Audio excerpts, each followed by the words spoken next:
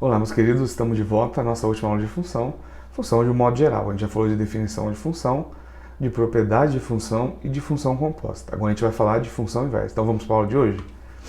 Quando a gente está falando de função inversa, é simplesmente aquela função que faz o inverso do que a função faria. Então ela desfaz o que a nossa função fez. Esse é o princípio básico. Antes de mais nada, vamos lembrar do que é uma função bijetora. A função bijetora é aquela que usa todos os elementos do conjunto B uma única vez. Quando a gente está falando em usar os elementos do conjunto B, primeira coisa, quando a gente fala de conjunto B, a gente está falando do domínio, do contradomínio da nossa função. Ao invés de y, quero chamar de f de x1, f de x2 e f de x3. Bom, os resultados que a gente tem no nosso conjunto B, quem a gente usou de fato, a gente chama de imagem. Mas como eu falei que eu quero usar todos, a gente vai escrever que o contradomínio é igual a imagem. E isso é o que a gente chama de função sobrejetora. Função injetora é aquela que, quando eu escolho dois valores diferentes de x, eu encontro resultados diferentes. Na verdade, a gente quer falar que a gente usa uma única vez. Os resultados são usados uma única vez na nossa função f. E isso é uma função injetora. Se a minha função é injetora e sobrejetora, portanto, ela é uma função bijetora. Muito bem, lembrado que é a função bijetora porque essa é a condição de existência para que uma função f exista a função inversa. Sim, nem toda função f vai apresentar a função inversa. Condição de existência é que ela seja uma função bijetora. Se a nossa função f vai dos elementos do conjunto A para os elementos do conjunto B, através dessa relação f, então está aqui, f pega x e transforma em y, a nossa função inversa vai fazer o quê? O inverso vai pegar os elementos de B e transformar nos elementos de A. Então, satisfeita a condição de existência de ser bijetora, a função inversa pega y e transforma em x. A função f antes fazia o quê? Pegava x e transformava em y. Então, esse é o conceito básico da função inversa e essa é a principal consequência que a gente tem. Se a função f tem os pares ordenados x, y, a função inversa vai ter os pares ordenados y e x. E sério, isso é o mais importante de função inversa.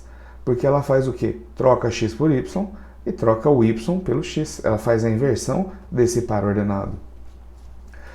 Importante a definição da função inversa é que se você pegar a sua função f primeiro, calcular o resultado e jogar na função inversa, você volta para o início. Então, se você pega x1, usa a função f em amarelo, chega em y, a função inversa vai pegar o quê? O y e voltar para x. Então, quando você compõe, e por isso que a gente precisou estudar a função composta antes. Se não assistiu essa aula, acessa aqui na descrição do vídeo. Quando você faz a composta de f com a sua inversa, o resultado é sempre o começo do caminho, que é onde a gente partiu, que é o nosso x. Seja escrevendo em função da inversa ou em função da composta. O resultado é sempre essa função x. Função tão importante que a gente deu um nome para ela. A gente chama de função identidade. Quando f de x é igual a x ou quando y é igual a x, que é o que a gente quer, é o que a gente vai chamar de função identidade. Vamos olhar para o gráfico dessa função inversa. Se na nossa função f eu tenho o par ordenado x, y, na inversa eu tenho o par ordenado y, x. No gráfico, se eu tenho o par ordenado 4, 0, na inversa eu vou ter quem? O par ordenado 0, 4. Então está aqui o par ordenado 4, 0.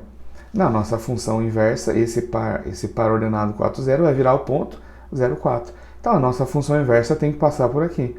Todos os pontos da nossa função são espelhados em relação à nossa função f. Note que a função inversa em azul é espelhada em relação à função em amarelo, espelhada em relação a essa reta que a gente está traçando.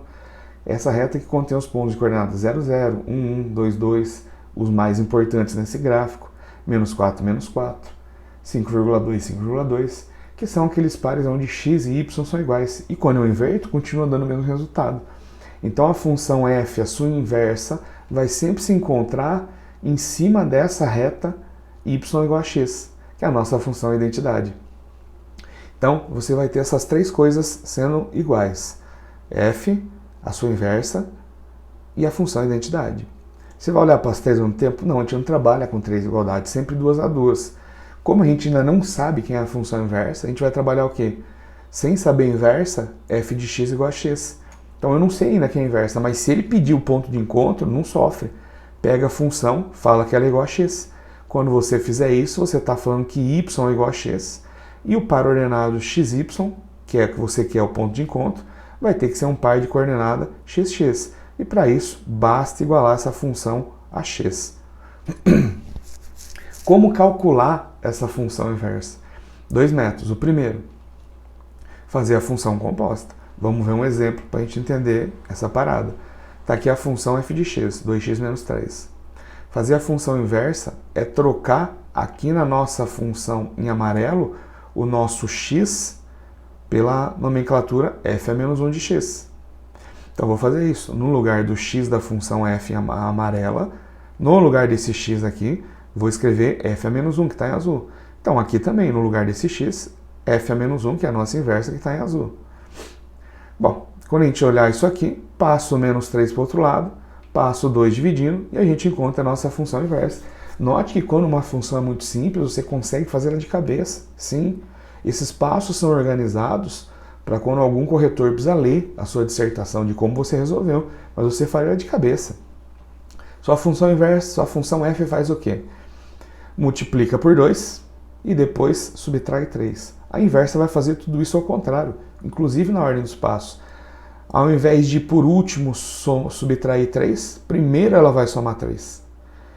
E em vez de começar multiplicando por 2, termina dividindo por 2. Simples assim. Segundo método de fazer isso, de dissertar essa solução, é seguir os 4 passos.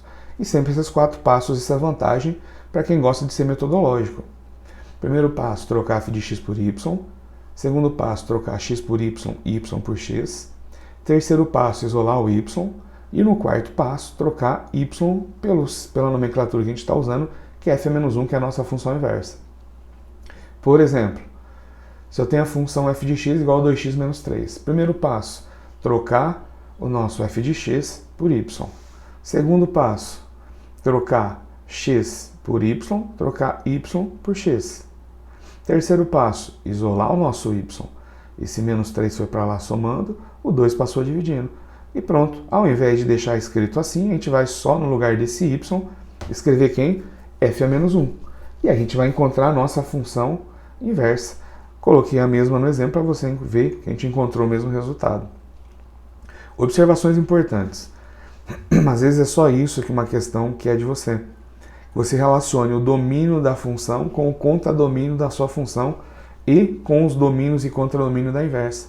A nossa função f pega x e transforma em f de x o nosso y. Sai do conjunto A para o conjunto B. Opa. Ao invés de conjunto A e conjunto B, a gente deve usar outros nomes. Chamar de domínio da função e contradomínio da função. Então a função f sai do domínio, vai para o contradomínio. O que a função inversa faz? O inverso. Só que a nossa saída é sempre o que a gente chama de domínio. E a nossa chegada é quem a gente chama de contradomínio. Então, no caso da inversa, a gente sai dos y's. Então, esse vai ser o domínio da nossa função inversa. E a gente chega aonde? Nos nossos x. Esse vai ser o contradomínio da nossa inversa. Então, quem era domínio da f, agora é contradomínio da inversa. Quem era contradomínio da inversa, agora é domínio da nossa função e vice-versa. Vou escrever isso aqui embaixo, relacionando assim, ó. Domínio de f é igual ao contradomínio da inversa. E depois que o contradomínio de f é o domínio da nossa inversa. E isso é legal da gente saber. Às vezes a questão só está cobrando isso da gente. Mas ele cobra de uma maneira formal, matemática, e a gente precisa saber escrever isso também, tá bom? Então nos vemos depois nos exercícios de função inversa. Beijão para todos.